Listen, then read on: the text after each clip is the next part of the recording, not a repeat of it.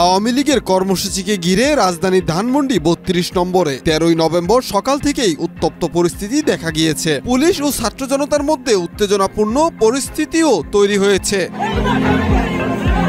বৃহস্পতিবার ১৩ই November police কয়েকজনকে আটক করেছে। এরা মূলত আওয়ামী লীগ ও ছাত্রলীগের কর্মী সন্দেহে আটক করা হয়েছে। সকাল থেকেই ধানমন্ডি ৩২ নম্বরে ঢোকার পথে ব্যারিকেড বসিয়ে তল্লাশি করা হচ্ছিল। পুলিশের পাশাপাশি ছাত্র জনতাও মাঠে উপস্থিত ছিলেন।